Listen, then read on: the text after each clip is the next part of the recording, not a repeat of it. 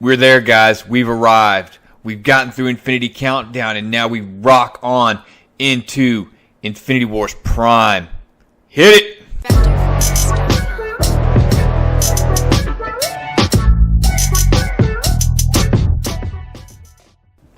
If you're a longtime Marvel reader, fan of Infinity Gauntlet and the old Infinity Wars with Adam Warlock and Thanos, this book is going to rock you to the core as far as what happens here. So stay tuned to the end for this one.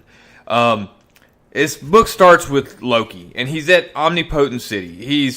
He's going through these historic books, and he keeps coming across these stories that he remembers differently, and he's trying to find out why. Why is he never the hero of the story? And it's the same story over and over, sometimes with different outcomes, but never with Loki on the throne. And he's convinced that someone is behind it. He just doesn't know who.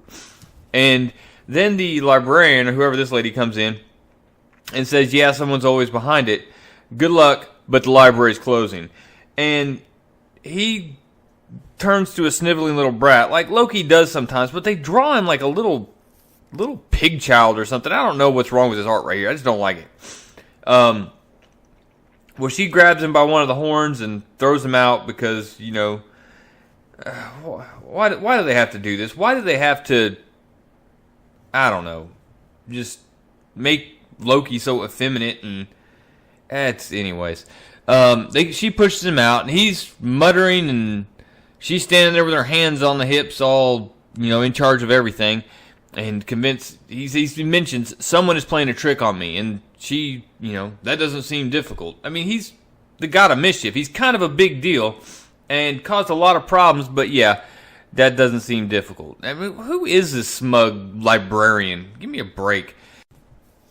Anyways, Loki starts pointing and says, well, some of your books are stupid anyways. Ignoring what's come before to tell a tale from a different point of view. Not everything makes sense, and it's driving me mad. Different universes with the same people. Why? So he's on to something about the multiverse here, and she grabs him and says, hold up, I remember something about that. Come over here. And what she does is she takes him over and finds a specific book she's looking for, and hands it to him. He starts flipping through it, and then realizes some of the pages were ripped out. And she's Floya here is Floa, whatever her name is you know, ticked about it, saying she's going to catch whoever did it and have them redraw the pages and then slay him. But more importantly, they talk about it a little bit, and the only thing she can remember about the book is that it had something to do with the God Quarry, the quarry way out at the end of space. Loki says the God Quarry, and she says no, the God Quarry is actually called something long ago called the Quarry of Creation. The gods are just the top sediment on top of it. And Loki's just like straight up, well, we got to go to the God Quarry. And she just laughs. She's like, you don't just go and sail to the God Quarry. So the cranky librarian at first doesn't want to go, but Loki sweet talks her and says, hey, look, what are you really doing tonight? Don't you want to go do this? And she's, you know, hey, I always did want to travel, so why not? Let's do this. So they are on their way. And I know you're thinking, okay, you said this book was going to be good, and you spent the first half of it in a freaking library. It's going to get better, guys. Trust me. From here, we go to Adam Warlock, who is inside of the Soul Stone. The Soul Stone that had everyone freaking out, from Drax to Adam Warlock, who was just saying, this thing, there's something wrong with it. And apparently what's wrong with it is they're having concerts inside Soul World. Hey, to each his own, I guess. I don't get it, but we'll go with that. Concerts in Soul World. Yay. But after Adam Warlock leaves the Soul World, he meets up with Doctor Strange, and they're having a conversation. And Doctor Strange makes the point to point out, like, you guys don't ever stop by with layups, do you? It's always the end of the world stuff. And he's convinced, he's telling Adam Warlock, look, the stones were destroyed. And he said, look, I don't think they can be destroyed, is what Adam Warlock is saying. He's like, I don't think they can be destroyed. And so they get into it and just discussing the situation. And Adam Warlock just straight up asks him, hey, do you have the time stone? And Doctor Strange doesn't admit to having it. He dodges the question big time. And Doctor Strange quickly tries to flip the script on him, because he turns and asks him, "You're not trying to get them together, are you?" And Adam Warlock says, "No, I'm not trying to get the stones together. I needed to ask."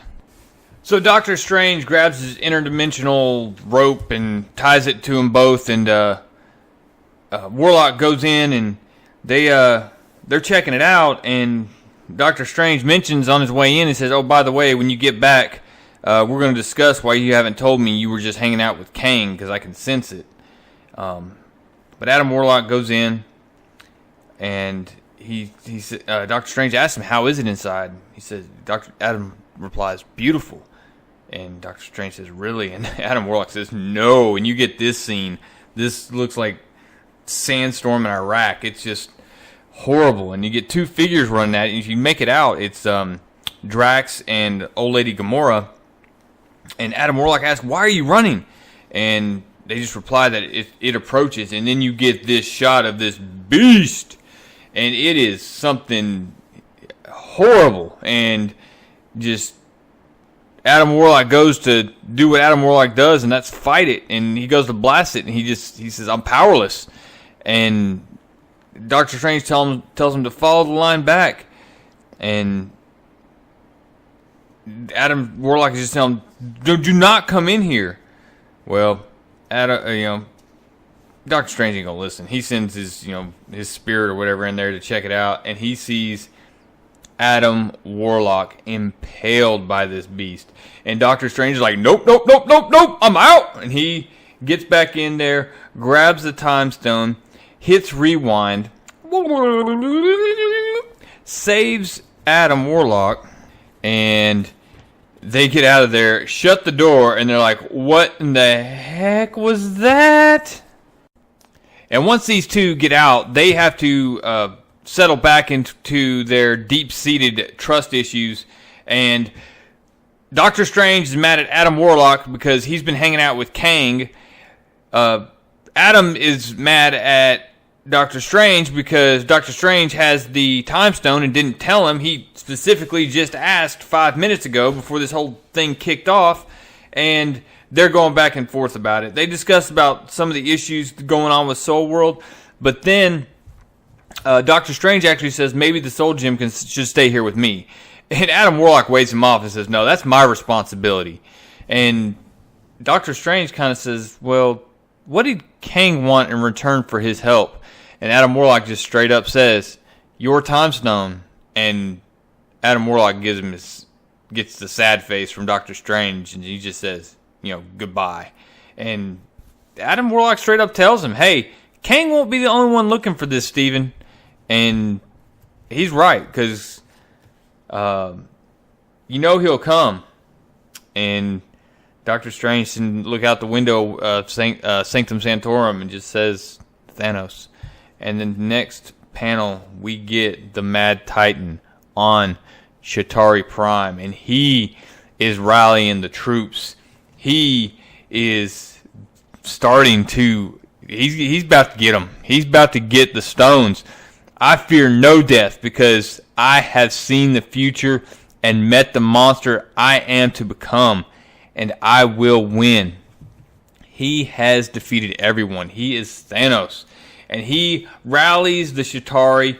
He tells them he will have the stones. They will be his again, and as they were once before, and they were mine in every reality. He just, "Arise, you soulless dregs. No one shall oppose me. My will be done." And Thanos gets run through with the blade we saw made by that dwarf. I mean, look at him there. And Thanos reached back and said, "Who dares?" And then he smiles, and I wondered when you... No matter, that blade I know well, the design. You're here to conduct my Requiem with it. And after that, he falls. Requiem beheads the Mad Titan. It's a fine death. The future that Thanos dreaded for so long is no more. He no longer has to worry about it. And as the light fades from his eyes, looking up at Requiem, he is made whole, and you can see the outline of Death's image in his eye. And holy cow, we're kicking off Infinity Wars, and Thanos was just beheaded. Holy cow. And Shattari, hey, by the rules of combat, you're in charge. And Requiem straight up tells him, I have no need of you. And she gasses all of them. And she stands over Thanos's, what's left of his glove there, and